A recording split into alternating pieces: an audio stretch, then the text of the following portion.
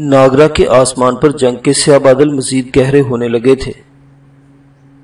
راجہ پرتاپ کمار کے خط کا جواب ابھی تک نہیں پہنچا تھا، لیکن ریاست تریپال پور سے نواب شہباز خان کا خط ضرور آ گیا، جسے فوراً راجہ پرتاپ کمار کو پیش کر دیا گیا۔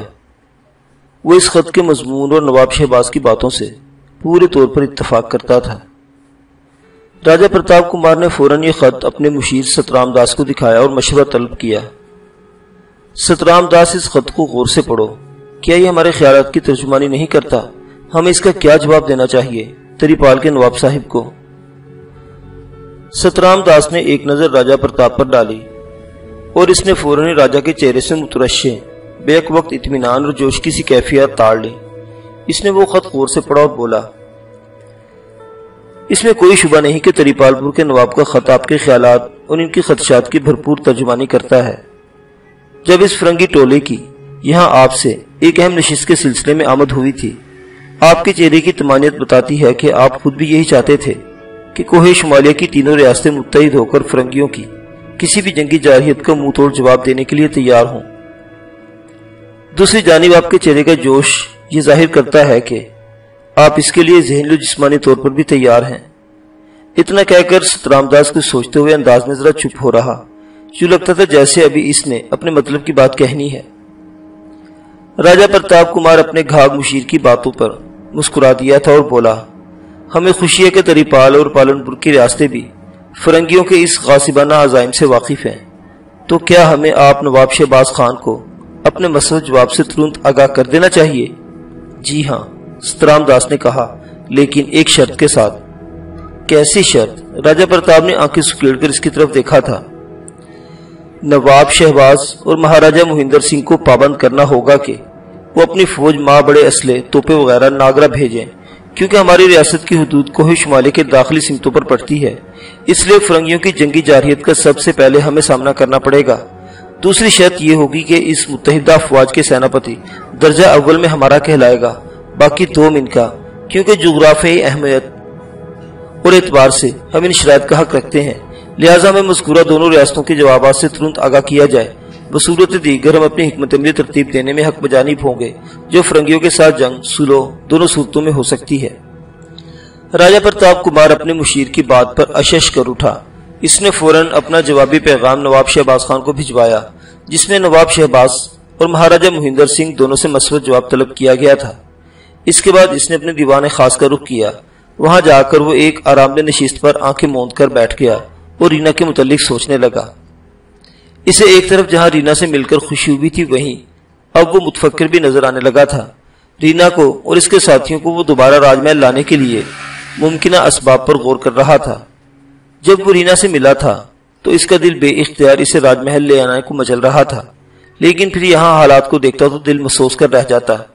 جب وہ اس معاملے میں خود کو زیادہ بے بس اور بے قرار محسوس کرتا تو اس کے دل و دماغ میں روایتی راجاؤں جیسی ہٹ دھرمی اوت کر آنے لگتی کہ وہ ریاست کا ایک مطلق العنان راجہ ہے، کون تھا جو اس کے آگے بولنے کی جرت کرتا؟ لیکن اب تو ایک گھمبیر مسئلہ اور بھی آن کھڑا ہوا تھا۔ ایک طرف رینا نے خود راج محل آنے سے انکار کیا تھا، تو دوسری طرف ریاست پر فرنگیوں کی طرف سے ممکنہ یلغار کا بھی خطرہ موجود تھا۔ اس یلغار کا راجہ پرتاپ کو اسی وقت یقین ہو گیا تھا جب راج محل سے جنرل مائیکل شاہ نے اپنے متعین فوجی بھی واپس بلا لیے تھے۔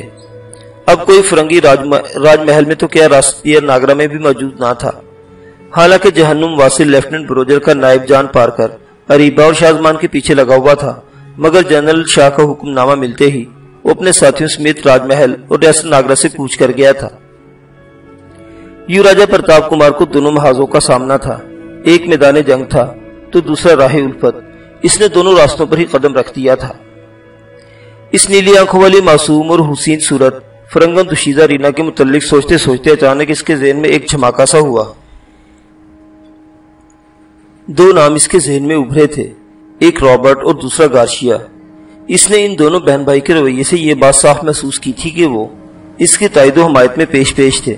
اس نے فوراً ایک ترکیب سوچی اور اپنا ایک رازدار ملازم کو اچھی طرح سمجھا کر راکاشی وادی کی طرف روانہ کر دیا۔ یہ ملازم دو گھوڑوں کی ڈاک گاڑی میں سوار تھا، جس کے پیچھے ایک اضافی گھوڑا بندھا ہوا دوڑ رہا تھا۔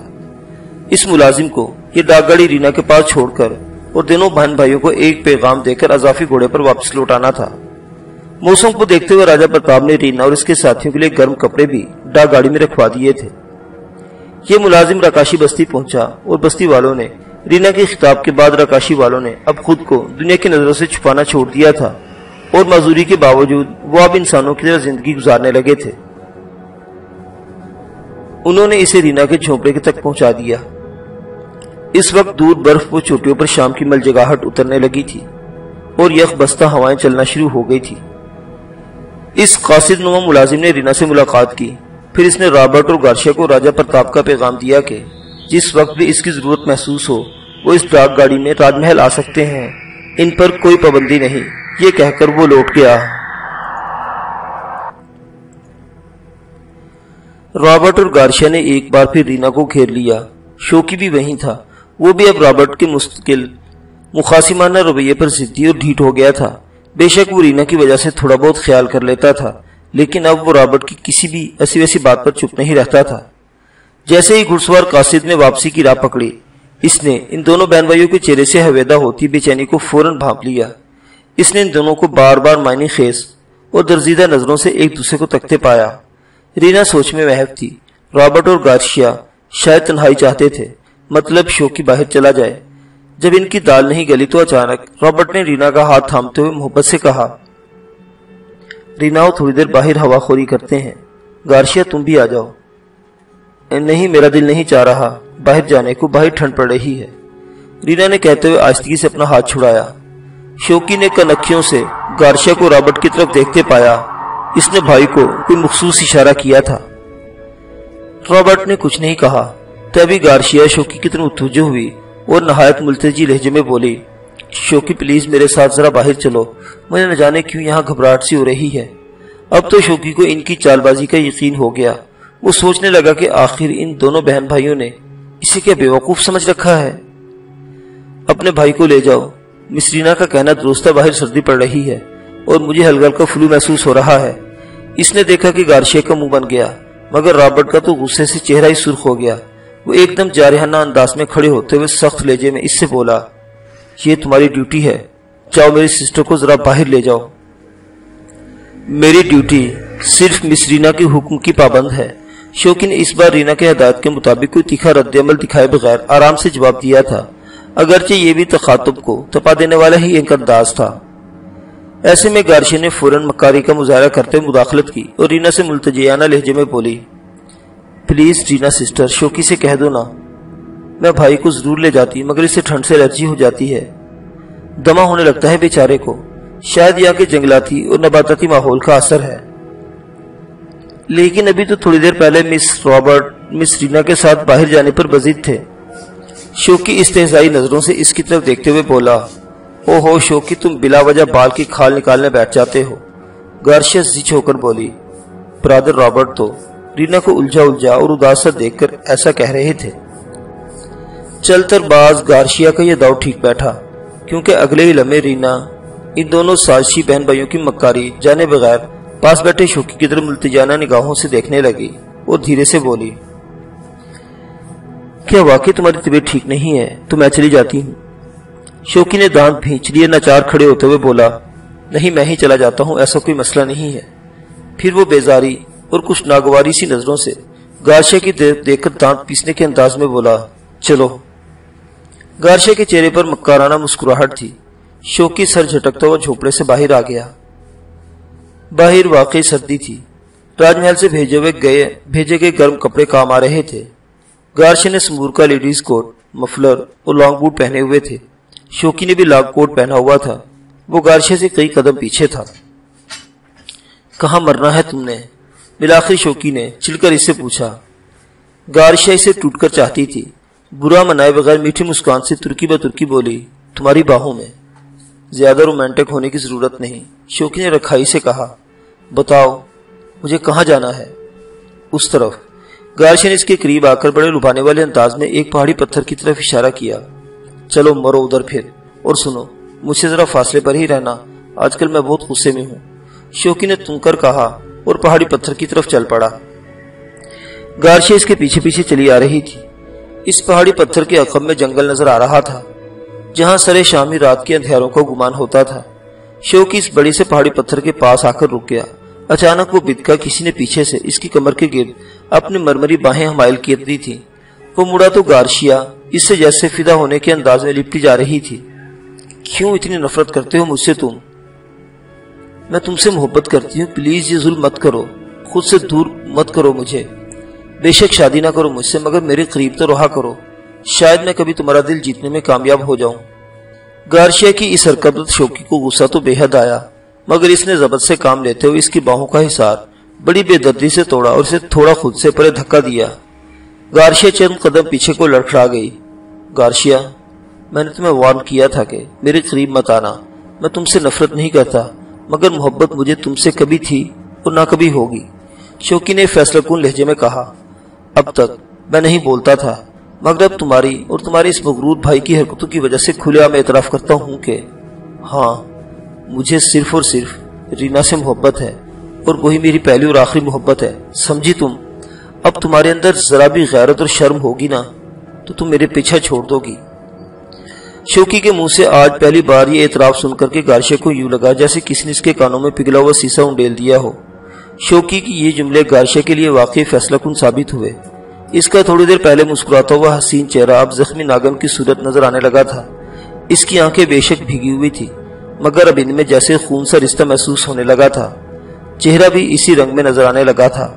तब इसने वही अंदाज और लहजे में शौकी से बोली, शौकत, अगर ये बात है तो सुन लो, मैं भी तुमसे कुछ नहीं छुपाऊंगी। तुमने मुझ पर रीना को तरजीह दी है ना, तो ठीक है, फिर मैं जब तक जिंदा हूं रीना को तुम कभी हासिल न कर सकोगे। ये तहदीद करने के बाद वो गुस्से और तैश से पांव पटकती हुई वापस झोंपड़े की तरफ लौट गई। शौकी चंद सानिये सोचती हुई नजरों से जाता देखता रहा, फिर सर झटककर वो भी झोंपड़े की तरफ बढ़ गया। अरीबा और शाजमान सख्त बेचैनी का शिकार थे। इसका सबब अली रेहान था। वो इसकी वापसी या इसकी तरफ से किसी खैरियत की इत्तला के बगैर नागरा से बाहर नहीं जा सकते थे। अली भाई को नागरा से गए काफी दिन बीत चले हैं, लेकिन अभी तक उनकी तरफ से कोई इत्तला नहीं आई। अरीबा मुतफक्कर लहजे में बोली। वो शाजमान इस वक्त ऊपरी मंजिल के कमरे में बाहर गली की तरफ खुलने वाले चौबारे के करीब फरिशी नशिस्तों पर बैठे कहवा पी रहे थे। बाहर शायद शाम उतरी हुई थी। माहौल पर सुकूत तारी था। नीचे बड़े सेन से एक घोड़ा बंधा हुआ था। शाहजमान ने यह घोड़ा राजा प्रताप कुमार से खुसूसी दरख्वास्त के बाद ही हासिल किया था और राजा प्रताप कुमार ने इसे शाही अस्तबल खाने से इंसानी हमदर्दी के नाते इसे घोड़ा दिलवा दिया था। अल्लाह के हुक्म और फजल से अली यकीनन खैरियत से ही होंगे। शाहजमान ने इसे तसल्ली देते हुए कहा, मेरा दिल कहता है कि वो न सिर्फ बिल्कुल खैरियत से होगा बल्कि अपने मिशन में भी कामयाब रहा होगा। जमान कि हमने यहाँ इतना अरसा रहते हुए अपना मिशन पूरा कर लिया है? अरीबा ने किसी कदर सोचकर जमान से पूछा, तो वो इसकी तरफ मोहब्बत भरी नजरों से देखते हुए मुस्कुराकर बोला, क्यों नहीं, तुमने अपनी जान कई बार खतरात में डालकर ही इस मुहिम को अब तक कामयाबी से इम्किनार कर रखा है, जिसके नतीजे में अली कामयाबी के साथ अपनी मंजिल की जानिब कूच कर सका। तो दूसरी तरफ लेफ्टिनेंट ब्रोजर का खात्मा हुआ। मैंने तो सुना कि राजा प्रताप ने ताजमहल में तैनात बाकी फिरंगियों को भी न सिर्फ भगा दिया है, बल्कि इसने गुज़श्ता दिनों आए हुए फिरंगियों के एक बड़े टोले को भी खबरदार कर दिया है कि वो कोहे शुमालिया की तरफ जंगी जारियत का आप सोचे भी नहीं। ओह, क्या वाकई ऐसा है? तुम्हें कैसे पता चला? अरीबा ने यकदम खुश होकर कहा, तुम क्या समझती हो जान के राजमहल से निकलने के बाद मैं यहाँ हाथ पर हाथ धरे बैठा हूँ? शाहजमान ने मैनेखेज नजरों से इसकी तरफ देखते हुए कहा, मुझे तुम्हारी इन कठिन हालात में कुर्बानियों के नताज का तो पता ही लगाना था।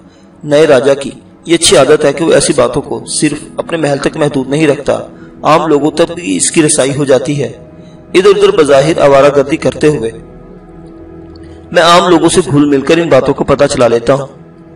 अरीबा के हसीन चेहरे पर पुरस्कून सा फैल गया और शाहजमान इसे खुश और मुतमईन देखकर मुस्कुरा दिया। अचानक नीचे दरवाजा खटखटाने की आवाज उभरी। दोनों चौंक पड़े। ये कौन है? अरीबा एकदम जमान की तरफ देखकर बोली। वो इसे कोई जवाब दिए बगैर यकबयक उठा और चुबारे से होकर बाहर खुलने वाले दरीचे की तरफ बढ़ा। नीचे झांका तो एक घुड़सवार शख्स को देखा। कौन है? अरीबा अपनी जगह से उठ खड़ी हुई थी, मगर शाहजमान ने इसे वही हाथ के इशारे से दरीचे की तरफ बढ़ने से रोक दिया। बोला, कोई घुड़सवार है, शायद राजमहल से आया है। लेकिन इन्हें क्या मालूम कि हम यहाँ हैं? अरीबा ने परेशानी से कहा। यही उलझन मुझे भी है, तुम ठहरो, मैं नीचे जाकर पूछता हूँ, शाहजमान ने कहा और पलटा। नीचे आकर इसने दरवाजा खोला और गौर से घुड़सवार की तरफ देखा। कौन हो भाई, किससे मिलना है? शाहजमान ने पूछा। باہر گلی میں سناٹا تھا، سرد ہوا چل رہی تھی۔ گھڑ سوار نیچے اترا، بغور شازمان پر ایک نظر ڈالنے کے بعد پوچھا، یہ مکان شمائل کا ہے؟ شازمان بری طرح چونکا، اس کی سمجھ میں نہیں آ رہا تھا کہ وہ کیا جواب دے۔ شمائل کے ذکر پر وہ پریشان سا ہو گیا تھا۔ ہاں یہ شمائل کا ہی مکان ہے، مگر تم کون ہو؟ اچانک اریبہ کی آواز ابھری، وہ شازمان کے عقب سے نمودار ہوئی تھی۔ ان دونوں کا یہی خیال تھا کہ کہیں یہ گھڑ سوار شمائل کا ہی کوئی رشتہ دار نہ ہو۔ تم شاید اریبہ ہو اور یہ تمہارا ساتھی شازمان ہے۔ گھڑ سوار نے غور سے اریبہ کو دیکھتے ہوئے کہا تو دونوں حق تک سے رہ گئے۔ مجھے اندر آنا چاہیے، میں تریپال پور سے آیا ہوں تمہارے ساتھی علی ریحان کا ایک پیغام لے کر۔ اس کے یہ بتانے کی دیر تھی کہ دونوں نے بے اختیار سکون کی سانس لی اور فوراً اسے اندر آنے کا راستہ دیا، پھر اسے لے کر اوپر آ گئے۔ اریبہ اس کے لیے گرما گرم قہوہ لے آئی۔ شکریہ، میرا نام محمد شفیع ہے، قہوے کی چسکی لے کر اس نے کہا، اور پھر ساری بات انہیں بتا دی۔ اریبہ اور شازمان یہ سن کر دم بخود رہ گئے۔ انہیں خوشی تھی کہ ان کی مہمات کامیابی سے ہمکنار ہو گئی تھی۔ تاہم شازمان نے پوچھا، لیکن تمہیں یہ کیسے پتا چلا؟ کہ بہت آسانی سے، محمد شفیع مسکرا کر بولا، مجھے علی نے سب بتا رکھا تھا کہ میں کیسے اور کن حالات میں تم سے ملاقات کر سکتا ہوں۔ اس نے مجھے تمہارے حلیے وغیرہ سے بھی اچھی طرح آگاہ کیا تھا۔ میں نواب شہباز خان کا خط لے کر ہی آیا تھا۔ وہی مجھے پتا چلا کہ بھوپت اور اس کی بیوی مینا کوری کو راج محل سے رخصت کر دیا گیا ہے۔ علی کو یقین تھا کہ تم دونوں شمائل کے مکان کا ہی رخ کرو گے۔ میں یہاں کا پتہ پوچھتے ہوئے پہنچ گیا۔ محمد شفیع نے اپنی کتھا ختم کی اور قہوے کی پیالی بھی، پھر آخر میں بولا، کوہ شمالیہ پر جنگ کے بادل منڈانے لگے ہیں۔ علی نے تم دونوں کو فوراً تریپال پہنچنے کا کہا ہے۔ سب سے زیادہ جنگ کا خطرہ ناگرا کو ہے، کیونکہ یہ ریاست کوہ شمالیہ کے 2 بڑے داخلی راستوں پر ہے۔ اس سے جلدی سے یہاں سے نکل چلو، مجھے تمہیں ساتھ لانے کا پہلے یہی حکم ملا ہے۔ وہ بات کر کے خاموش ہو گیا۔ شازمان اور اریبہ دونوں ایک دوسرے کا چہرہ تکنے لگے۔ تاہم یہی طے پایا کہ صبح تڑکے یہاں سے تینوں کوچ کر جائیں گے۔ اگلے دن اریبہ منہ دھیرے ہی اٹھ گئی۔ وضو کر کے اس نے نماز فجر ادا کی اور سگڑ عورتوں کی طرح ناشتہ بنانے لگی۔ ساتھ ہی اس نے زیادہ راہ کے لیے بھی تھوڑا بہت اضافی بنا لیا تھا۔ اس کے بعد اس نے شازمان اور مہمان محمد شفیع کو بھی جگا دیا۔ سب نے ناشتہ کیا اور خاموشی سے اپنے گھوڑوں پر روانہ ہو گئے۔ محمد شفیع اپنے گھوڑے پر سوار تھا اور شازمان دوسرے گھوڑے پر تھا، جبکہ اریبہ اس کے پیچھے بیٹھی ہوئی تھی۔ کوہ شمالیہ کی حدود عبور کرتے ہی انہوں نے اپنے گھوڑوں کو ایڑ لگا دی۔ کبھی رکتے کبھی چلتے، کئی گھنٹوں کے سفر کے بعد یہ لوگ بالآخر تریپال پہنچ گئے۔ وہاں علی ریحان ہی نہیں بلکہ نواب شہباز خان اور ان کا بیٹا اقبال خان بھی ان کا بے چینی سے منتظر تھا۔ بالخصوص نواب صاحب ان تینوں سے ہی متاثر تھے۔ اب جبکہ علی نے خاور حیات کا مشن بھی اپنے ذمہ لینے کی بھرپور حامی بھر لی تھی، تو جب سے نواب صاحب اور بھی اس کے قدردان ہو گئے تھے۔ نواب صاحب اور ان کے بیٹے اقبال خان نے اریبہ اور شازمان کا بڑا پرتپاک استقبال کیا تھا۔ علی اور شازمان تو ایک دوسرے سے لپٹ گئے تھے۔ اریبہ نے سکون کی سانس لی تھی۔ وہ بھی بھیگی بھیگی آنکھوں کے ساتھ علی بھائی کہتے ہوئے اس کی جانب سلام کرنے بڑھی تھی۔ علی نے پیار سے بہنا کہہ کر اس کے اپنے ساتھ لگا دیا تھا اور اس کے سر پر دستے شفقت بھی پھیرا تھا۔ نواب صاحب نے بھی اسے یہی شفقت دی اور شازمان بالخصوص اریبہ کو خراج تحسین بھی پیش کیا۔ علی اور شازمان نے کھلے دل کے ساتھ اریبہ کی بہادری کی تعریف کی تھی۔ اس کی کتھا سننے کے بعد نواب صاحب بھی اس بہادر عورت سے متاثر ہوئے بغیر نہ رہ سکے تھے۔ اسی دن ان کی آمد کی خوشی میں پری محل میں زبردست دعوت کا اہتمام ہوا اور غریبوں میں بھی کھانا تقسیم کیا گیا۔ علی نے چند دنوں میں یہاں رہتے ہوئے محسوس کر لیا تھا کہ نواب شہباز خان بڑے سخی دل اور غریب نواز انسان تھے۔ ان کی ریاست میں ناگرا کے مقابلے میں زیادہ خوشحالی تھی، لیکن یہ حقیقت بھی علی کے علم میں آئی کہ بلکہ اس کا تلخ تجربہ بھی ہوا تھا کہ نواب صاحب اپنے چھوٹے بھائی سراج خان کی وجہ سے کچھ پریشان اور فکرمند رہتے تھے۔ وہ دل کے ہمدرد انسان تھے، ورنہ جتنا ان کا اثر و رسوخ تھا ریاست میں، اگر وہ اپنے نوابوں والی روایتی حیثیت اور طاقت استعمال کرتے تو سراج خان جیسے بدتینت انسان کو بہت پہلے ہی ریاست سے کوچ کر جانا پڑتا۔ وہ اس کی حرکتوں کو نظر انداز کیے ہوئے تھے، لیکن علی ریحان کے ساتھ جو کچھ ہوا تھا اس پر بھی نواب صاحب کو بے حد غصہ آیا تھا۔ اس بار انہوں نے باہم سلو مشورے سے اپنے چھوٹے بھائی کو سختی کے ساتھ تادیب کرنے کا پختہ ارادہ کر رکھا تھا، لیکن موجودہ حالات کی چلتی ہوئی مخدوش ہواؤں کو رخ دیکھتے ہوئے نواب شہباز ذرا سوچ میں پڑ گئے تھے۔ تاہم علی نے واشگاف الفاظ میں نواب شہباز خان پر واضح کر دیا تھا کہ سراج خان فرنگیوں کا پٹھو بنا ہوا ہے، اگر اس کے ساتھ اسی طرح کا ہمدردانہ رویہ رکھا گیا تو یہ غداری کے مترادف ہوگا، کیونکہ یہ حقیقت دوسرے لوگوں تک خود سراج خان کی زبانی پہنچ چکی تھی کہ وہ انگریزوں کا خیر خواہ تھا اور قبائلی ریاستی امور میں وہ ان کی مداخلت کو بے جا جائز قرار دیتے ہوئے درون خانہ ان کے ہاتھوں کو مضبوط کر رہا تھا۔ نواب شہباز خان بلا شبہ علی ریحان کی اس بات سے مکمل اتفاق کرتے تھے۔ اگر موجودہ گھمبیر مسئلہ اچانک نہ ابھرتا تو وہ بلا تاخیر سراج کے خلاف کارروائی کرتے، تاہم انہوں نے وعدہ کیا تھا کہ وہ اسے بلا کر سختی سے تادیب کریں گے اور جہاں تک ممکن ہو وہ اس کے ساتھ کوئی رعایت نہیں برتیں گے۔ تاہم انہوں نے فوری طور پر اپنے بھائی سراج خان کو اپنے علاقے تک محدود رہنے کے احکامات جاری کر دیے تھے۔ یہ پانچوں کھانا کھانے کے بعد قہوہ پی رہے تھے اور سر جوڑ کر آئندہ کی حکمت عملی پر غور کر رہے تھے۔ اس بار علی، شازمان اور اریبہ کو بیک وقت دو اہم مہمات کا سامنا تھا۔ پہلی مہم خاور حیات شہید کی تھی، جس کی موت کے بعد وہ ادھوری رہ گئی تھی۔ دوسری مہم فرنگیوں کی طرف سے متوقع حملے کا منہ توڑ جواب دینا تھا۔ اس مہم کو میں نے سر کرنے کے لیے پہلے ہی بیڑا اٹھا رکھا ہے، علی نے پرعزم لہجے میں کہا تو شازمان بولا، علی تم ایک بارودی ماہر ہو، تمہاری یہاں زیادہ ضرورت ہے۔ سیہاک نامی اس جہاز کی تباہی میرے ذمہ لگا دو، میں انشاءاللہ اس مہم کو بہت جلد کامیابی سے ہمکنار کر کے یہاں پہنچ جاؤں گا۔ مجھے کیوں نظر انداز کر دیا تم نے شازمان؟ اریبہ نے سنجیدہ لہجے میں کہا۔ شازمان کی طرف شکوہ کنہ نگاہوں سے دیکھتے ہوئے بولی، تم اس خطرناک مہم میں اکیلے نہیں جاؤ گے، میں بھی تمہارے ساتھ چلوں گی۔ علی پریشان سا ہو گیا، لیکن اسی شازمان کی بات سے اختلاف بھی نہ تھا۔ وہ جنگی حکمت عملی کے تحت ٹھیک ہی کہہ رہا تھا۔ نہ صرف یہ بلکہ اس وقت کو نواب شہباز اور اس کے بیٹے اقبال نے بھی درست قرار دیا تھا۔ علی کے پاس کوئی جواب نہ تھا۔ بالآخر یہ طے پایا کہ شازمان اور اریبہ ہی اس مہم کے لیے مناسب تھے، کیونکہ انہوں نے راج محل والی مہم کو بڑی جانفشانی اور دلیری کے ساتھ پورا کیا تھا۔ اس کے علاوہ قاصد محمد شفیع نے نواب شہباز کو ناگرہ کے راجہ پرتاپ کمار کا بھی پیغام دیا تھا۔ یوں وقت کی نزاکت اور ضرورت کو مدنظر رکھتے ہوئے تینوں ریاست کے والیان نے ایک دوسرے کے ساتھ پیغامات وغیرہ کی ترنت ترسیل کو ممکن بنانے کے لیے مشترکہ طور پر قاصد گھوڑوں کا ایک تیز رفتار ٹولہ تیار کیا تھا۔ نیز اسی پالیسی کے تحت جنگی مخبروں کا بھی ایک گروپ بنا کر دلی روانہ کر دیا گیا تھا، جو غاصب فرنگیوں کی جارحیت پر نگاہ رکھے ہوئے تھا۔ ان کی طرف سے گرین سگنل ملتے ہی کوہ شمالیہ کی اتحادی افواج فوراً حرکت میں آ جاتی۔ تاہم ابھی اپنے طور پر مذکورہ تینوں ریاستوں نے اپنی افواج کو جنگ کے لیے تیار کر رکھا تھا۔ تاہم دلی سے جو خبریں آنے لگی تھی کہ فرنگی بڑی مکاری اور خاموشی کے ساتھ جنگی حکمت عملی تیار کرنے میں مصروف ہیں، البتہ ابھی تک کوئی حتمی صورتحال واضح نہیں ہو سکی تھی۔ اریبہ اور شازمان اس نئی مہم کے لیے خاصے پرجوش نظر آ رہے تھے۔ شازمان میں اب اریبہ کو کسی مہم سے روکنے کی جرت نہیں تھی۔ اس کا جذبہ ہی ایسا سیوا ہو چلا تھا کہ اریبہ کبھی بھی اب ایسی مہمات سے پیچھے نہیں ہٹتی تھی۔ وہ علی اور زمان سے مسکرا کر صاف کہتی تھی کہ یہ ان کی صحبت کا ہی تو اثر ہے۔ وہ دونوں بے اختیار مسکرا کر رہ جاتے تھے۔ بہر کیف اریبہ اور شازمان دوسرے دینی مہم پر نکلنے کے لیے کمر بستہ ہو گئے۔ چنانچہ ضروری تیاری کے بعد شازمان اور اریبہ دو گھوڑوں کی بگی میں سوار ہو کر بمبئی روانہ ہو گئے۔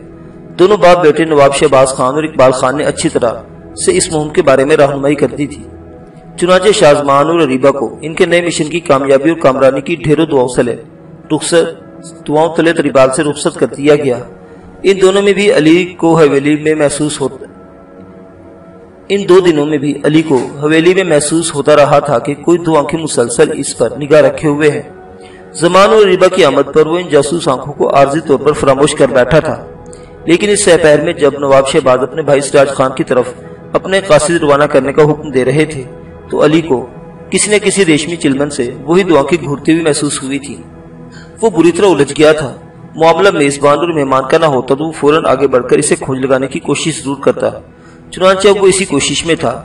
اریبہ اور شازمان کی روانگی کے بعد سے یہی چاہا کہ، لیکن اب وہ اسے دو جاسوس آنکھیں کہیں نظر نہیں آ رہی تھی۔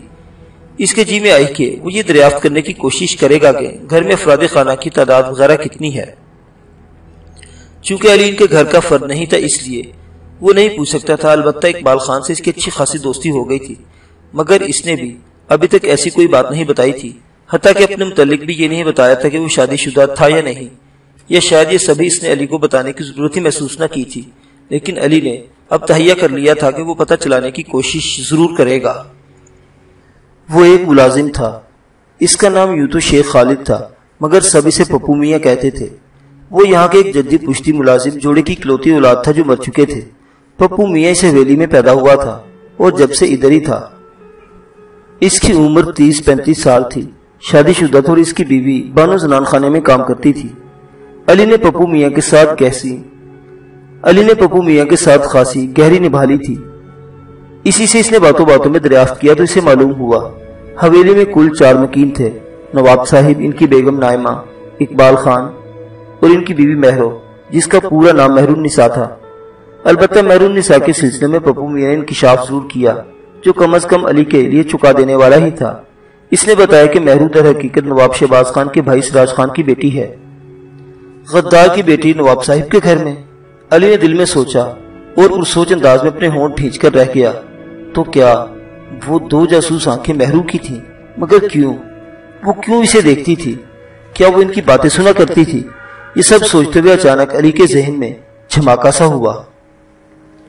معزز سامعین حضرات، مکر و فریب کی یہ داستان ابھی جاری ہے، باقی واقعات اگلی قسط میں۔ دیکھتے رہیے ناولستان اسلامی اور تاریخی کہانیوں کا مرکز۔ اللہ حافظ۔